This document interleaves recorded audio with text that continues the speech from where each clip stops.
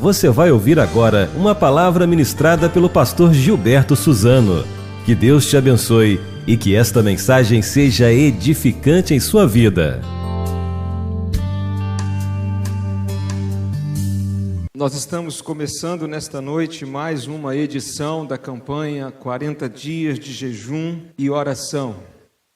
Neste ano a campanha tem como tema 40 dias de jejum e oração por um Brasil transformado. Todos os domingos à noite, durante a campanha, nós teremos mensagem sobre o assunto de cada semana, que será acompanhada dos devocionais diários que leremos nesse livro. Hoje nós vamos começar com a primeira mensagem, que tem como tema visão espiritual, entendendo a vontade de Deus para hoje. Eu creio que essa seja a nossa maior necessidade hoje como crentes e como igreja de Cristo na terra. E o texto que eu quero ler está no Evangelho de João, no capítulo 4. Quero ler apenas 2 versículos, versos 34 e 35.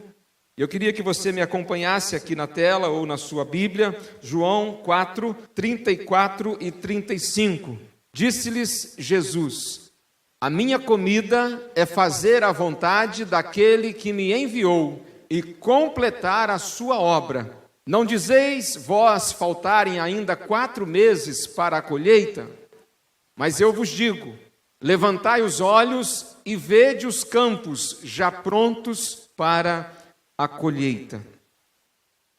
A minha proposta nesta noite, com esta mensagem, é que tenhamos uma visão de Deus, ou seja, que possamos entender os planos de Deus para a nossa vida, como crentes e como igreja. 3 perguntas para você pensar. O que Deus deseja de nós? Quais são as expectativas que você acha que Deus tem a nosso respeito? Quais os planos de Deus para a nossa vida? Essas perguntas são muito importantes e nós precisamos constantemente fazê-las e refazê-las e fazê-las de novo. O que Deus espera de mim? O que Deus espera de você? O que Deus espera de nós? Talvez essa seja a pergunta mais importante a cada um de nós fazermos tão logo acordarmos todos os dias. O que Deus espera de mim para hoje, para este dia? E nesta noite eu quero refletir com os irmãos neste assunto e nós vamos começar considerando como nossa primeira questão: qual a visão de Deus para nós hoje como igreja? Primeiramente, eu gostaria de esclarecer o que é visão. Visão, no contexto bíblico, significa ter uma expectativa, ter um desejo, ter um sonho a respeito de algo. Isso é ter uma visão. Uma visão, necessariamente, não é a pessoa ter um sonho quando está dormindo. Visão é a pessoa entender uma expectativa, um desejo, uma vontade, um plano pelo qual a pessoa deve nortear a sua vida. Isso é ter uma visão. Qual a visão de Deus para nós hoje como igreja? Qual o plano de Deus? Qual a vontade de Deus? O que Deus quer que a gente veja e viva por isso que a gente está vendo? O texto bíblico que nós acabamos de ler, ele está tratando do que aconteceu logo após a mulher samaritana crer em Jesus e se converter à beira do poço de Jacó. Jesus tinha acabado de ter uma conversa salvadora com a mulher samaritana. Aquela mulher foi salva. E diz a Bíblia que aquela mulher voltou para a cidade de Samaria, contando para as outras pessoas sobre Jesus e o encontro pessoal que ela tivera com o Senhor Jesus à beira do poço de Jacó. Nisso, assim que a mulher se retirou e voltou para a cidade, chegaram os discípulos. E os discípulos, seguidores de Jesus, supondo ou percebendo que Jesus estivesse com fome, eles sugerem que Jesus se alimente, que Jesus coma alguma coisa. O verso 31, que não lemos, nos aponta isso, os discípulos dizendo: mestre, coma. Todos nós sabemos, irmãos, a importância do alimento para o corpo. Nós precisamos nos alimentar diariamente. Deve ser assim, nós precisamos do alimento diário para o corpo físico. Porém, Jesus aproveita a preocupação dos discípulos com o alimento físico para ilustrar sobre a visão espiritual que nós precisamos ter. Jesus não estava aqui desprezando o alimento do corpo físico, não. O que ele estava dizendo é que há algo muito mais necessário, há algo muito mais importante, há algo muito mais urgente para ser feito do que alimentar o nosso corpo. Pastor, existe algo mais urgente, mais importante e mais necessário para a gente fazer do que alimentar o nosso corpo físico? Sim, Jesus disse que sim. Há algo muito superior a isso tão necessário ao nosso físico, há algo muito mais importante, há algo muito mais urgente. Olhe comigo então o verso 35, quando Jesus diz: não dizeis vós faltarem ainda 4 meses para a colheita? Mas eu vos digo, levantai os olhos e vede os campos já prontos para a colheita. Jesus está comparando aqui, meus irmãos, as pessoas do mundo com um campo maduro para a colheita. Naqueles dias, as lavouras dos judeus, aos olhos humanos, ainda faltavam uns 4 meses para o período da colheita, quando teriam a grande safra anual. E Jesus traz essa ideia tão conhecida por eles, tão familiar a eles, para ilustrar e ensinar que aos olhos de Deus, a vontade de Deus, o desejo de Deus, a expectativa de Deus é que os seus discípulos estejam ligados no mundo, no sentido de estar atento, prontos para trabalhar na grande colheita de almas para o reino de Deus. E Jesus diz: o mundo, as pessoas, elas já estão maduras, elas já estão no ponto para receberem a palavra, para crerem no Evangelho. Jesus estava ensinando para nós que devemos olhar para este mundo com os olhos espirituais. Devemos ver as pessoas como um campo maduro para ser colhido. Devemos ver as pessoas prontas para receberem a semente do Evangelho. Irmãos, as pessoas hoje estão extremamente sedentas e famintas espiritualmente. O mundo nunca esteve tão aberto para o Evangelho como está na atualidade. O mundo nunca esteve tão sedento, ele nunca esteve tão preparado, ele nunca esteve tão no ponto maduro para receber Jesus como nos dias atuais. E eu não estou nem considerando os muitos recursos que nós podemos utilizar, não estou pensando em várias tecnologias que hoje tornou-nos o mundo tão perto, o mundo tão rápido. Eu estou apenas considerando a pessoa do ser humano. Vivemos num tempo, sim, um tempo em que o mundo está maduro. As pessoas estão no ponto para ouvirem acerca de Jesus Cristo. E é isso que Jesus aqui está dizendo. Ele está dizendo para os seus discípulos: olha, a visão de Deus é diferente da visão que vocês têm. A vontade de Deus é que cada um de vocês possam trabalhar nesta visão, olhando para este mundo como sendo um campo maduro, pronto para ser colhido.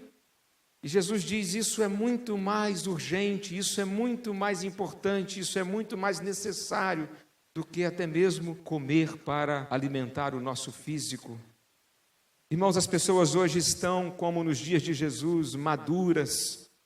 As pessoas hoje, elas não conseguem ter mais esperança em nada e em ninguém. Sim, estamos vivendo num tempo hoje muito crítico, um tempo de grande crise, um tempo em que olhamos para o mundo e vemos de fato as muitas dificuldades que estão diante dos nossos olhos, com o aumento principalmente da iniquidade e a multiplicação do pecado. Porém, a história da igreja tem mostrado que as grandes crises que afetam o mundo, elas sempre traz consigo as melhores oportunidades para a evangelização. Os grandes avivamentos da história, eles aconteceram em tempos de graves crises mundiais. Os avivamentos, eles não nasceram em tempos de bonança, mas eles foram gerados em meio às dores e lágrimas e em tempos de grande sequidão. A crise nunca foi impedimento para a ação soberana de Deus.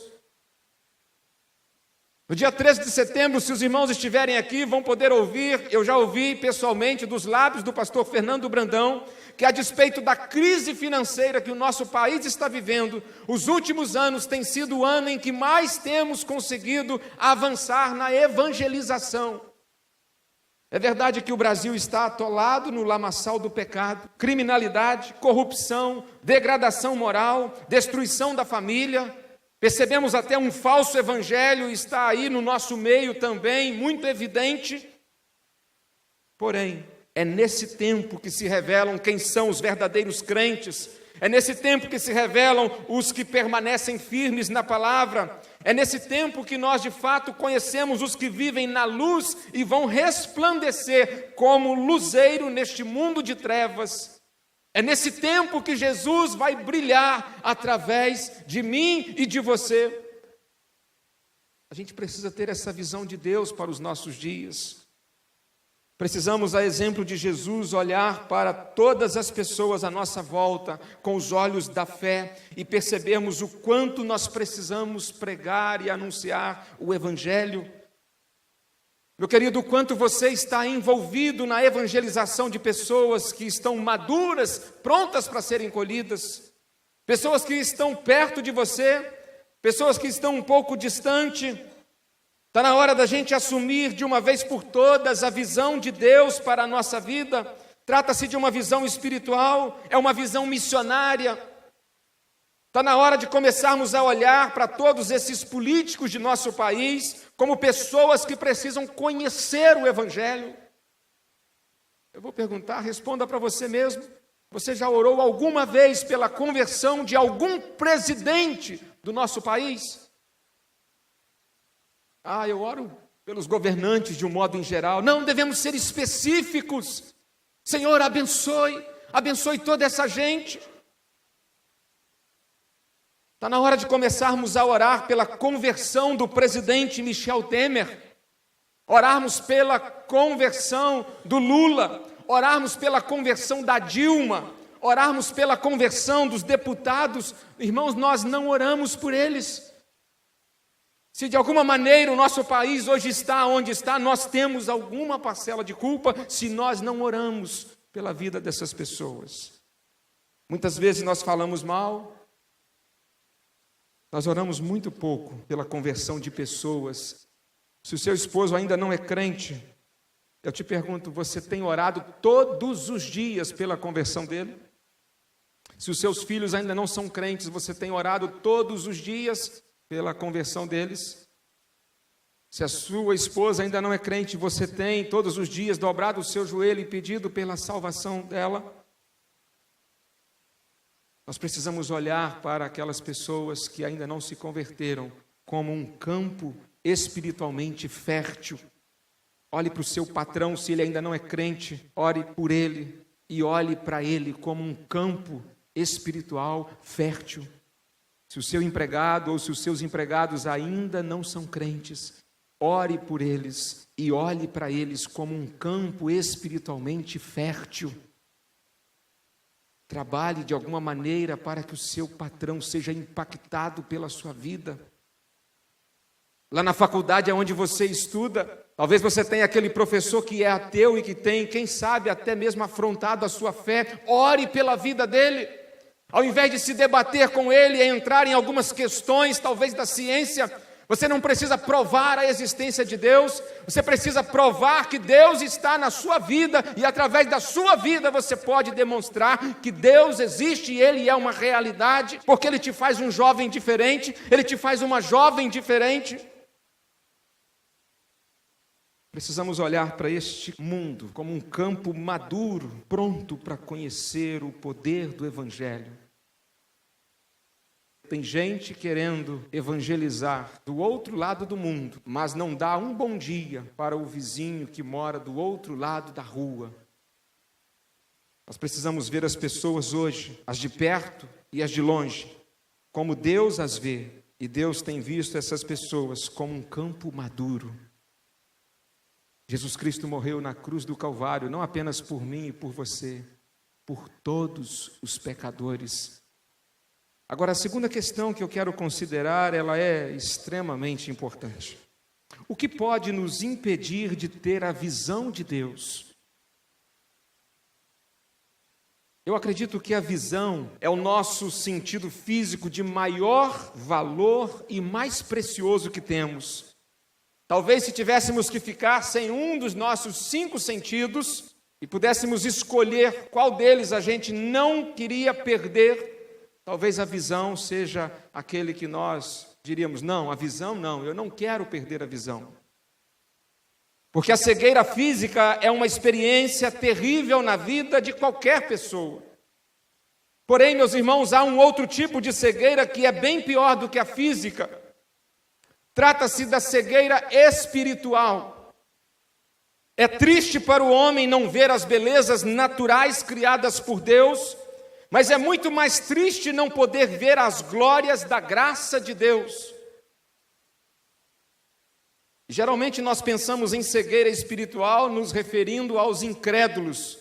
Sim, é verdade, Efésios 2 nos diz, versos 1 e 2, que aqueles que estão no mundo e ainda não se converteram a Cristo Jesus, eles ainda estão com a sua visão cegos, porque foram cegos de entendimento pelos príncipes e potestades que neste mundo governam aqueles que ainda não se entregaram a Cristo.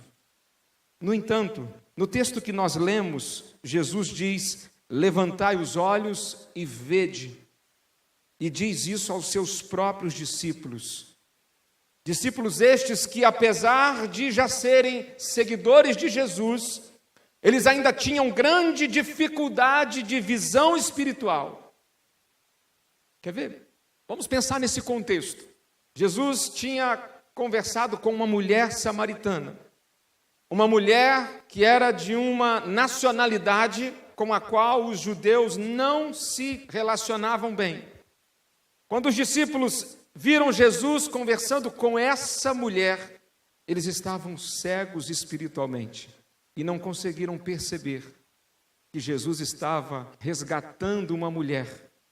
Estava no seu 6º casamento e estava com a sua vida num terrível buraco, vivendo em pecado, tentando encontrar a felicidade nos braços dos homens, quando a verdadeira felicidade só é possível nos braços de Jesus. E Jesus teve uma conversa com aquela mulher, a mulher se converteu, os discípulos chegaram e ficaram assustados. Primeiro, porque Jesus estava conversando com uma mulher. Segundo, porque aquela mulher era também samaritana e judeus e samaritanos não se comunicavam. Os discípulos estavam cegos espiritualmente. E eles têm dificuldade para ver as pessoas maduras, prontas para receberem a semente do Evangelho. Diz a Bíblia no verso 27 que eles ficaram meio assustados, escandalizados com Jesus, mas nenhum deles ousou questionar Jesus. Jesus conhecia o coração deles. Jesus sabia que eles estavam cegos espirituais. Jesus também diagnosticou a cegueira espiritual na vida de crentes numa cidade chamada Laodiceia. Em Apocalipse 3, verso 17, Jesus manda uma carta para aquela igreja dizendo para eles, olha, vocês são desgraçados porque são miseráveis, são pobres e vivem como cegos. eram crentes, mas eram cegos espirituais. Se converteram, mas continuaram ainda com dificuldades para compreender a vontade de Deus. Aceitaram a fé, foram batizados, se tornaram membros da igreja, começaram a caminhar, mas não compreenderam bem qual é a vontade de Deus, o que Deus pretende para as suas vidas. Os discípulos estão nesse ponto, cegos ainda espiritualmente falando. Pode crer, meu querido, a cegueira espiritual, ela é muito pior do que a cegueira física. É ruim não ter olhos para ver as flores e os frutos, ou o mar e as ondas, ou as plantas e os animais, em sua variedade de tamanho, forma e cor. Porém, é muito pior ser cego espiritual e não enxergar com os olhos da fé, e não conseguir ter a visão de Deus, e não poder discernir a vontade de Deus para a nossa vida. Basicamente, a cegueira espiritual do crente, ela é causada por alguns fatores. E o primeiro fator que eu destaco que pode causar uma cegueira espiritual em nós como crentes e nos impedir de ver este mundo como um campo maduro, pronto para ser colhido, eu diria que é o tradicionalismo. E talvez aqueles discípulos tenham ficado cegos espirituais por conta do tradicionalismo. Tradicionalmente, um judeu não poderia conversar com um samaritano, nem vice-versa. Tradicionalmente, um homem não poderia conversar com uma mulher publicamente. Tradicionalmente, um homem não poderia pedir jamais água a uma mulher que estivesse num poço para retirar água. Talvez alguém diria que isso foi falta de cavalheirismo, que é o tradicionalismo. O tradicionalismo, ele cria regra onde não existe e inventa norma de acordo com a tradição e não com a palavra de Deus. O tradicionalismo é como uma lupa que descobre regras que não foram ordenadas por Deus e que apenas se tornou convencional pela cultura. Sabe quem foram os maiores opositores ao ministério de Jesus? Foram os fariseus, que eram hiper tradicionais. Eles vigiavam os passos de Jesus como que com a lupa nas mãos, tentando achar uma falha, um erro. O tradicionalismo, ele ainda está muito presente na vida de muitas igrejas e crentes, ainda hoje, causando grande cegueira espiritual. Tem muita gente ainda hoje pensando que se um pastor não usa paletó e gravata, ele não está apto a pregar a palavra de Deus. Tem muita gente dizendo que se um culto não for como um funeral, as pessoas estiverem todas sentadinhas, com um semblante triste, uma liturgia de culto quanto mais formal possível, Deus não estará presente. Ainda há pessoas que acham que o uso de maquiagem nas mulheres é algo que não pode. E não pode isso, não pode aquilo outro. O tradicionalismo pode nos impedir de ser uma igreja que ama, uma igreja aberta para todos e que deseja a salvação de todos. Sim, eu creio que hoje, mais do que nunca, nós precisamos reafirmar com todas as forças da nossa alma que o Evangelho de Cristo nunca pode ser mudado. A mensagem da cruz é a única mensagem que deve ser proclamada. Porém, não podemos sacramentar as tradições criando normas e regras que não foram determinadas por Deus. A cegueira espiritual na vida de um crente, ela pode ser provocada pelo tradicionalismo, e ele não consegue ver o mundo, as pessoas maduras, prontas para serem colhidas, porque está o tempo todo com uma lupa na mão, criando normas e regras, muitas delas que nem os próprios conseguem cumprir. Mas a cegueira espiritual na vida do crente, ela também pode ser causada pelo liberalismo. E talvez isso funcione exatamente de forma oposta ao tradicionalismo. O que é liberalismo? A própria palavra diz liberal, sem limites, sem regras. Sabe, o homem nos dias de hoje, ele tem se colocado como juiz das escrituras sagradas. Hoje muitos teólogos, pastores, líderes e igrejas inteiras têm feito uma releitura da Bíblia, mas usando óculos escuros do liberalismo. A Bíblia tem sido tratada por muitas igrejas e pastores como algo ultrapassado. Tem gente rasgando, isso aqui não, isso aqui hoje não vale mais. Vamos rasgar, não vamos mais viver isso aqui não, isso aqui está fora. Isso aqui foi para o tempo do Antigo Testamento, esse outro foi para os dias de Jesus. Não, hoje isso aqui não vale mais. Isso é liberalismo. Há teólogos que têm considerado a Bíblia como um livro de mitos. Um teólogo brasileiro, defensor do movimento de despecadalização da homossexualidade, ele lançou um livro, e é um livro, eu peço a você que me perdoe, mas eu preciso dizer o nome do livro. O livro chama Viadagem Teológica. É um livro que trata da inclusão de homossexuais no corpo de Cristo, na igreja, sem mudança de vida, sem transformação. O óculos escuro do liberalismo, ele começou com uma máxima de uns 30 anos atrás, mais ou menos, e eu comecei a ouvir isso desde cedo, não tem nada a ver.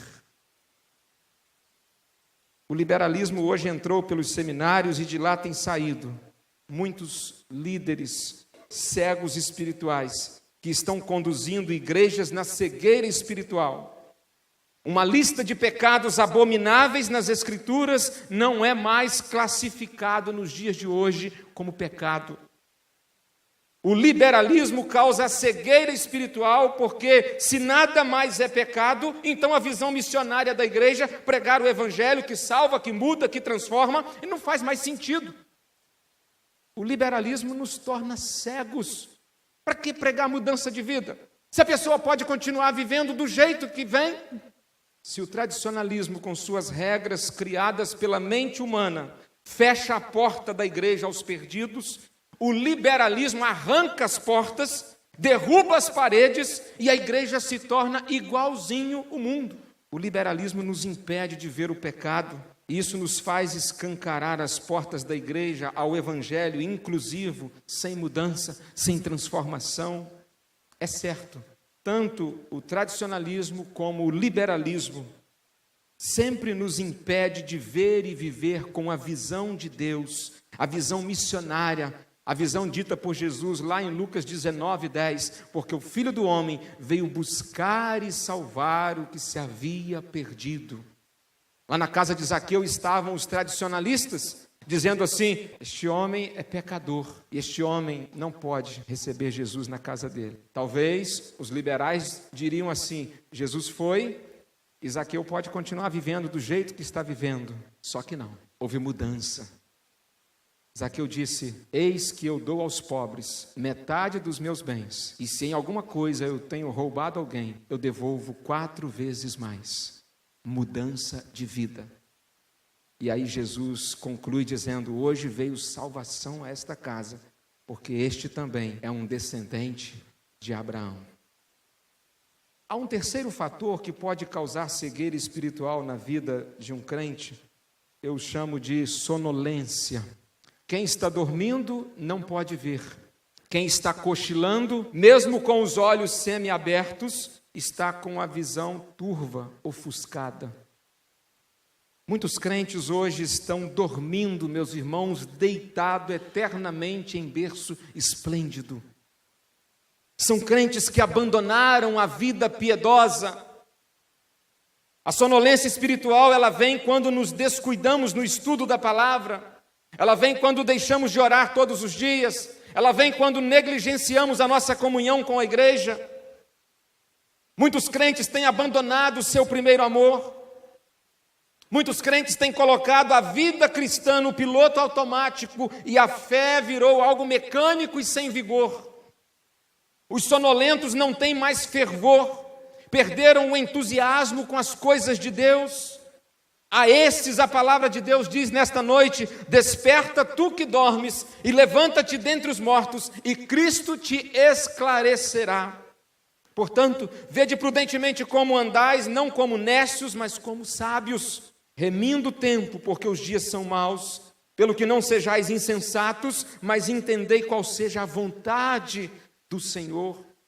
Tenha a visão de Deus, é isso que Paulo está dizendo aos Efésios. Não se pode cochilar na fé, porque cochilar na fé nos faz perder a visão espiritual. Nós talvez estejamos vendo este mundo não mais como um campo maduro, pronto para a colheita, porque temos dormido, temos tirado cochilo, talvez em nossa vida religiosa, em nossa vida piedosa. Que perigo há, meus queridos, em perdermos a visão espiritual de Deus e não conseguirmos ver este mundo como um campo maduro, ver este mundo com a visão missionária, cegos, talvez pelo tradicionalismo, pelo liberalismo ou pela sonolência espiritual. A próxima questão que eu quero considerar para nossa reflexão é: por que precisamos tanto viver na visão de Deus? Qual a visão de Deus? Este mundo é um campo maduro, pronto para ser colhido. Jesus disse o seguinte, vou repetir o verso 35. Não dizeis vós faltarem ainda 4 meses para a colheita?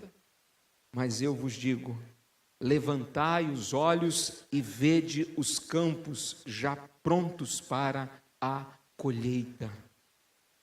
Há uma demonstração do alto grau de importância no que Jesus está dizendo. O Senhor Jesus acabara de dizer que a sua comida era fazer a vontade de Deus. E agora Ele está nos ensinando qual é a vontade de Deus.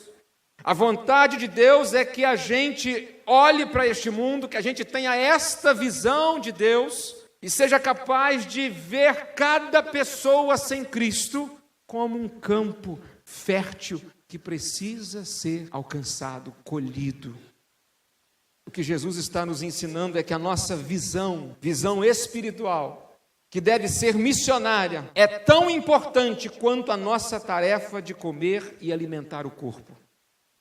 Se nós alimentamos o nosso corpo todos os dias, nós também devemos nos ocupar com a visão missionária que Deus tem nos dado todos os dias. Há um senso de urgência nas palavras de Jesus. Eu posso perceber isso imaginando o tom de voz do Senhor ao dizer essas palavras: levantai os olhos e vede os campos já prontos para a colheita. Era como se Jesus estivesse dizendo: gente, eu acabei de salvar uma mulher estrangeira.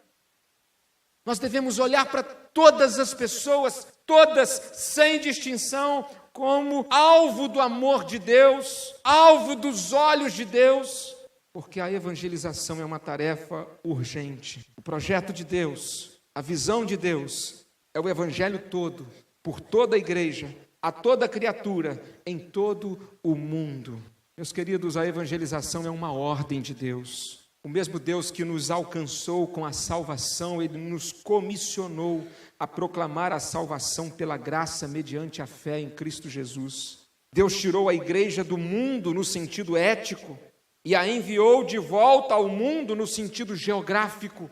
Não podemos nos esconder confortavelmente dentro dessas 4 paredes.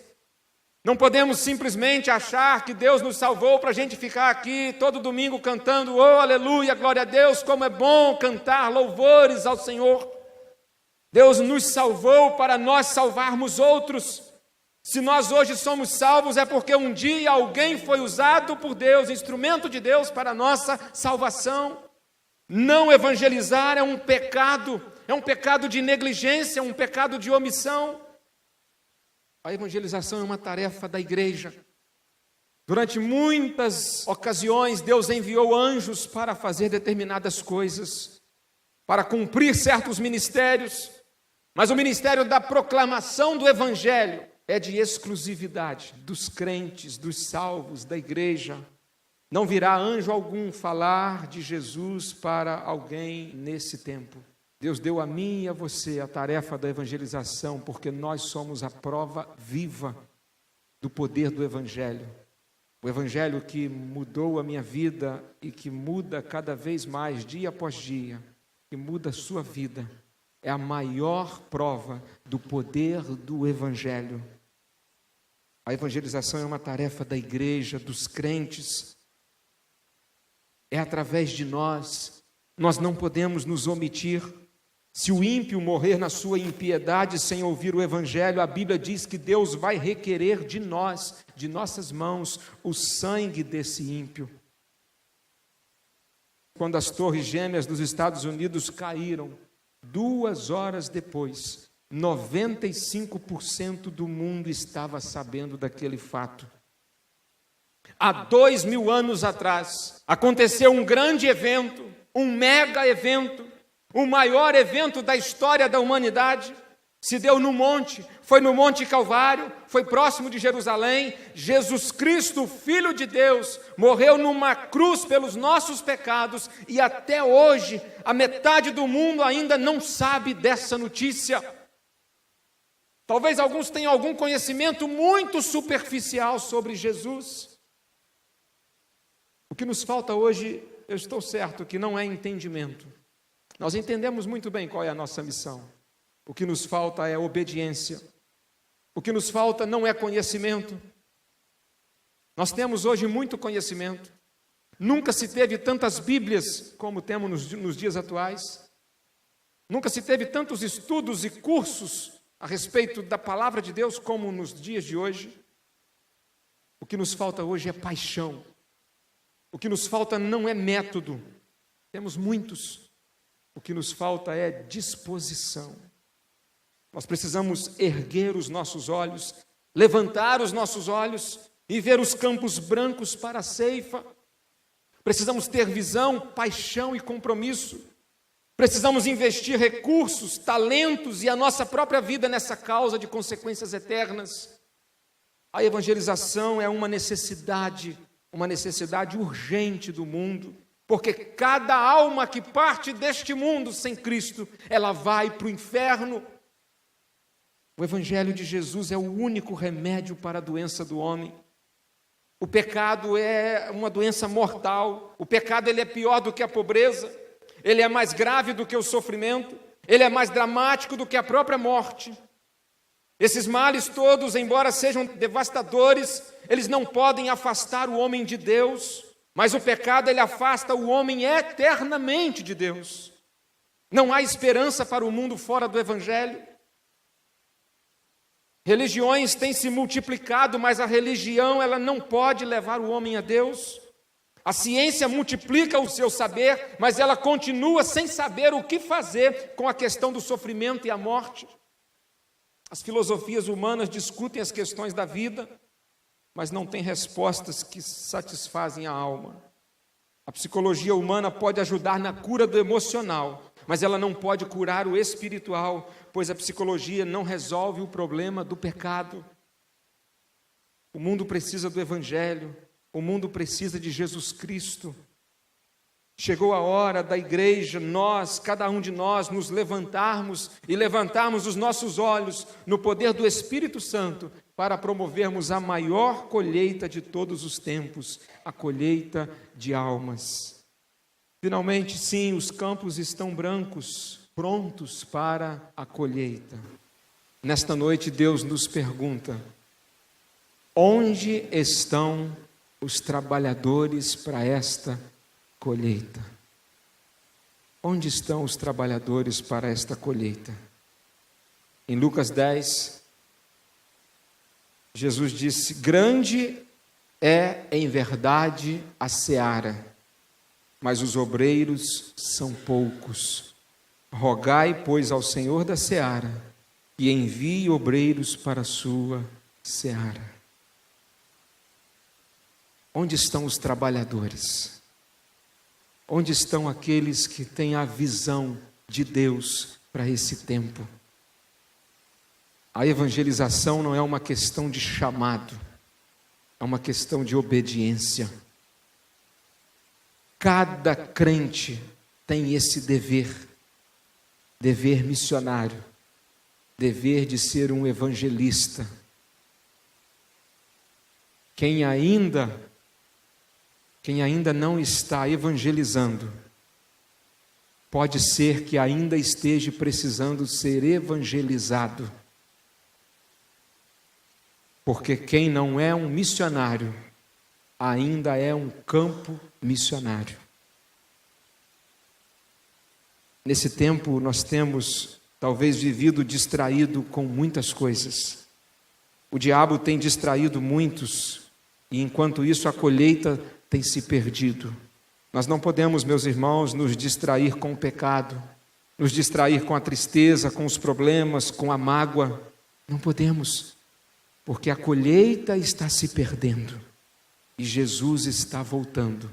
Portanto, não podemos perder tempo. Todos os dias parte da colheita é perdida.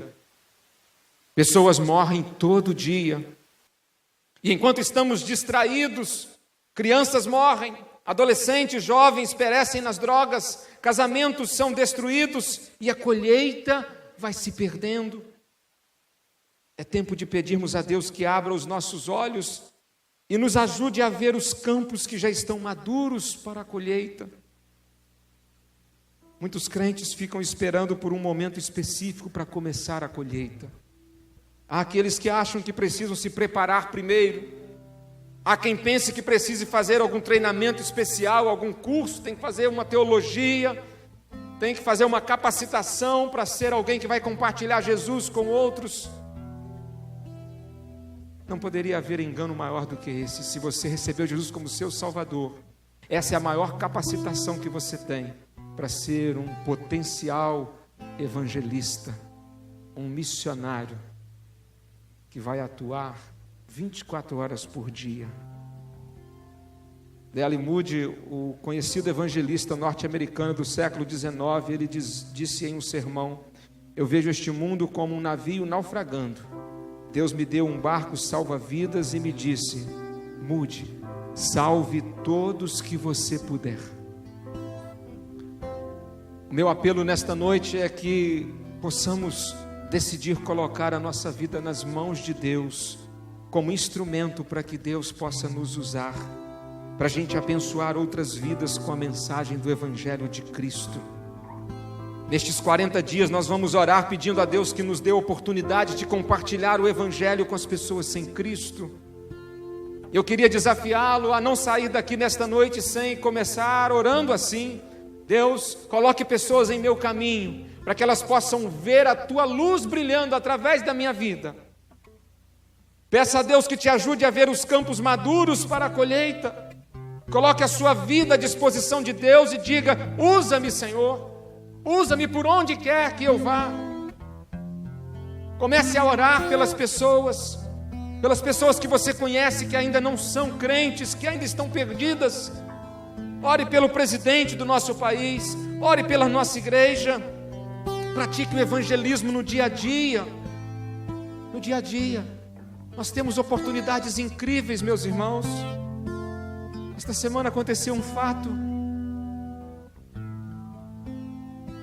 Eu estacionei o meu carro num lugar e era exatamente no finalzinho de uma faixa amarela, aonde não se poderia estacionar porque era ponto do ônibus. Havia ali uma placa e eu estacionei depois. E havia uma moto logo à frente, então eu fiquei naquele limite. E saí, resolvi algumas coisas. Quando eu voltei, ali estava o carro. E atrás dele um carro estacionado com questão de 1 palmo talvez.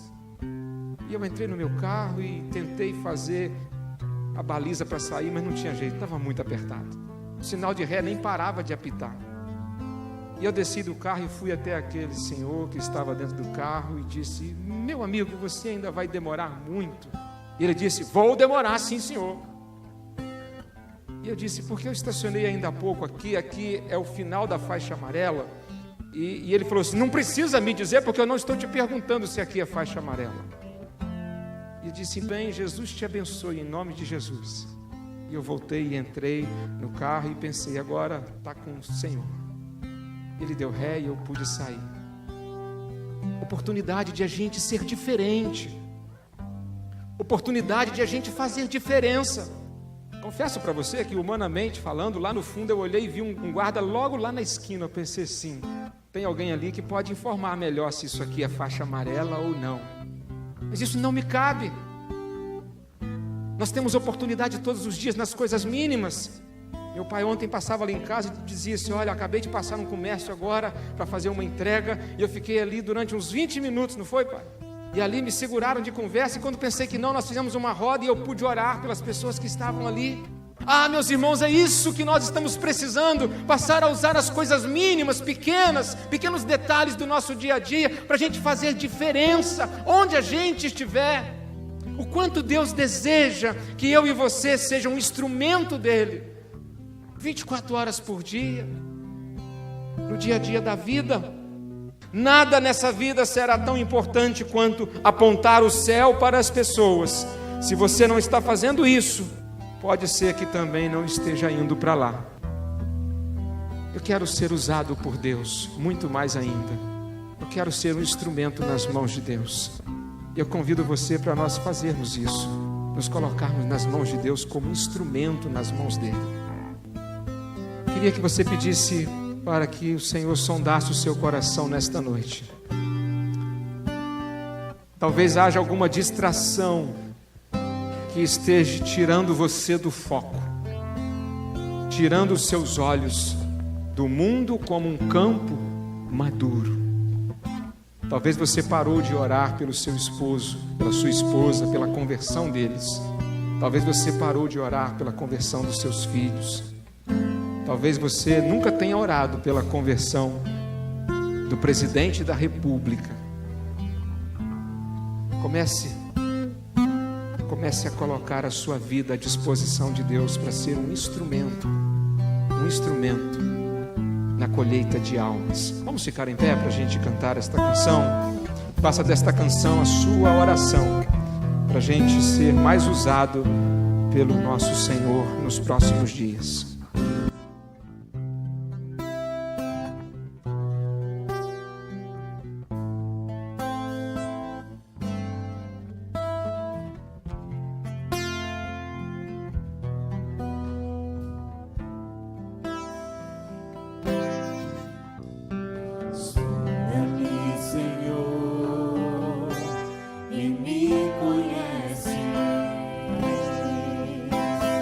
Quebranta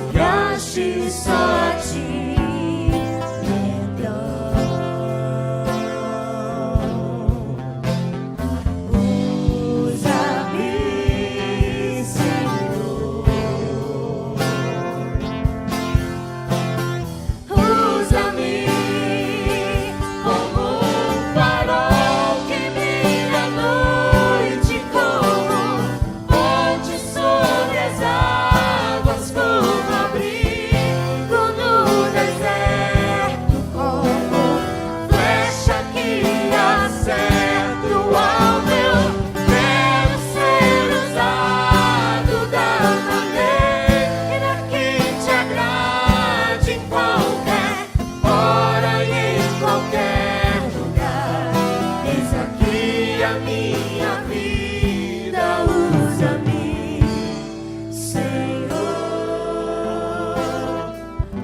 usa-me,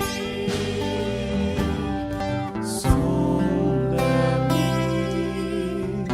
quebranta-me, transforma-me. Ó Deus, sonda o nosso coração, Senhor. Tira do nosso coração todas as distrações, ó Pai. Quebranta-nos, Senhor, para que saia de nossos olhos toda e qualquer cegueira espiritual. Pai, para que a gente possa ser transformado em trabalhadores que estarão cheios da plenitude do Teu Espírito Santo, para a gente ser usado pelo Senhor, por onde quer que a gente vá. Que as pessoas, ao olharem para o nosso semblante, possam ver, ó Pai, a grande diferença de termos Jesus em nosso coração. Por favor, Senhor, nos dê a Tua visão, Senhor. A visão de que este mundo, ele é um campo maduro que está pronto para a colheita. E aquelas pessoas que estão tão perto de nós, mas que estão se perdendo, ó Deus, eu quero te pedir que o Senhor nos use como instrumento, ó Deus, para a salvação dessas pessoas, muitas delas pessoas da nossa família, Senhor. Nós queremos ser usados pelo Senhor.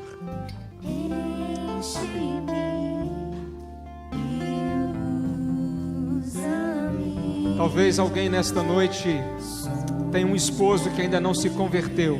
É um campo fértil. A esposa que ainda não se converteu é um campo fértil.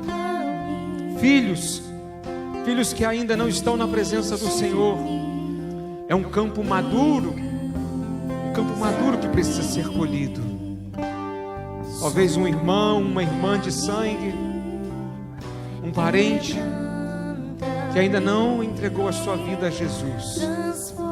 Mas se nesta noite você quer de uma forma muito especial marcar hoje um compromisso com o Senhor, de orar todos os dias a partir de agora. Talvez já tenha orado, mas orar muito mais ainda pela salvação dessa pessoa. Eu queria convidar você a sair do seu lugar e vir aqui à frente, se você assim desejar. Se você tem o seu esposo que ainda não se converteu, e se você quer renovar esse compromisso de orar pela conversão dele, deixe o seu lugar e venha aqui. Eu quero estar junto com você. Talvez a sua esposa, talvez filhos que ainda não estão na presença do Senhor. Talvez você quer nesta noite assumir um compromisso de orar pelo seu chefe lá no trabalho. Talvez orar pelo professor lá onde você estuda, aquele professor que se diz um ateu, que diz que Deus não existe. E às vezes você volta para casa triste porque está querendo de alguma forma convencer essa pessoa. Você não vai conseguir convencer. Quem convence é o Espírito Santo. Mas Deus pode usar você como um instrumento nas mãos dele para a salvação dessa pessoa, que é um campo maduro que está pronto para a colheita. Ah, Senhor, nesta noite nós estamos realinhando a nossa visão. Nossa visão precisa ser a tua visão, uma visão espiritual, para a gente entender qual é a vontade do Senhor para nós hoje, como crentes, como igreja. Pai, nós queremos ter essa visão. O Senhor vê este mundo como um campo maduro pronto para a colheita, e nós queremos ver este mundo exatamente assim, Senhor. Ó Deus, aqui à frente estão esposas cujo esposo ainda não se converteu. Aqui estão também esposos cuja esposa ainda não tomou uma decisão ao teu lado. Aqui estão pais que desejam que seus filhos também conheçam a verdade, ó Deus. Aqui estão trabalhadores que querem orar pela vida do seu patrão. Aqui estão pessoas que estão desejosas que os seus parentes, que os seus familiares conheçam a Cristo Jesus. Aqui estão alunos que estão desejosos de que os seus professores tenham uma experiência com Cristo. Ó Deus, usa a nossa igreja, Senhor. Pai, quantas vezes nós estamos distraídos, ó Pai, distraídos com tantas coisas à nossa volta, distraído, ó Deus, com aquelas coisas que são pecados, distraído, ó Deus, em nossas tristezas, distraídos, ó Deus, em nosso egoísmo, distraído, ó Deus, em nosso mundinho, muitas das vezes voltado para o nosso eu. Pai, nos perdoe, Senhor, e nos ajude a ter uma visão espiritual para esse tempo, ó Pai. É no meio dessa crise toda que estamos vivendo que nós cremos que haverá um grande avivamento nessa época, ó Deus, e que nós sejamos instrumentos do Senhor para a Tua honra e para a Tua glória, Senhor.